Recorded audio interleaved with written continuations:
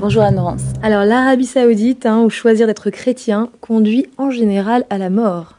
C'est vrai que l'Arabie Saoudite, avec la Corée du Nord, c'est certainement les deux pays les plus hermétiques au christianisme.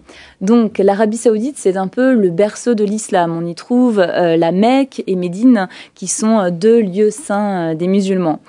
Et pourtant, en Arabie Saoudite, il y a quelques siècles, eh bien, la présence chrétienne était quand même assez large. Il y avait des églises avec donc le clergé, mais aussi des synagogues. Et c'est entre le 7e et le 17e siècle que des juifs et des chrétiens ont été expulsés. Actuellement, on trouve des chrétiens en Arabie Saoudite. Ce sont essentiellement des étrangers. Donc, ils sont travailleurs immigrés d'origine plutôt africaine, asiatique, ou bien ils viennent tout simplement de l'Occident. Et parmi eux, eh bien, il y a des catholiques originaires des Philippines et donc de l'Inde.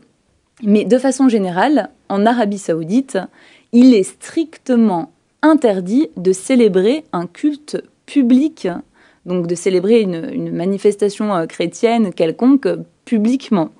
Et pourtant, on sait que quelques Saoudiens ont choisi de devenir chrétiens. Et c'est un véritable risque qu'ils prennent, parce qu'ils savent qu'en choisissant de s'intéresser à l'Évangile, eh bien, ça va les amener petit à petit soit à la condamnation, soit même à la mort. Et la vraie question ici est de savoir, mais comment est-ce qu'ils arrivent même à être au courant du message de l'Évangile en Arabie Saoudite? Et donc on connaît quelques pistes. Par exemple, il y a les études. Quelques Saoudiens, lors de leur voyage à l'étranger, pendant leur période étudiante, découvrent le christianisme. Certains vont voyager en Jordanie, ce qui est strictement interdit pour les femmes, parce qu'une femme ne peut pas sortir seule en Arabie Saoudite, elle est obligée d'être accompagnée.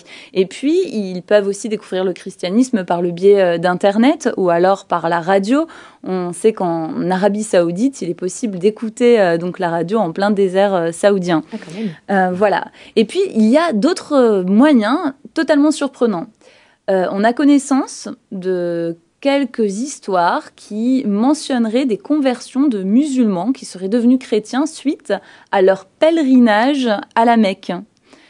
On connaît par exemple l'histoire d'une Égyptienne qui est d'arrière-plan musulman et qui est devenue chrétienne après avoir reçu une vision lors de son pèlerinage. Donc tous ces éléments font que des Saoudiens en Arabie Saoudite deviennent chrétiens.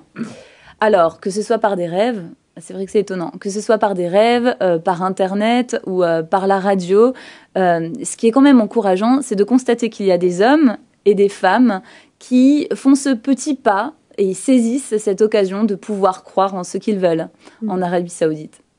Donc on ne leur donne pas la liberté, mais ils la prennent finalement. On peut saluer ça, effectivement. Merci Clémence.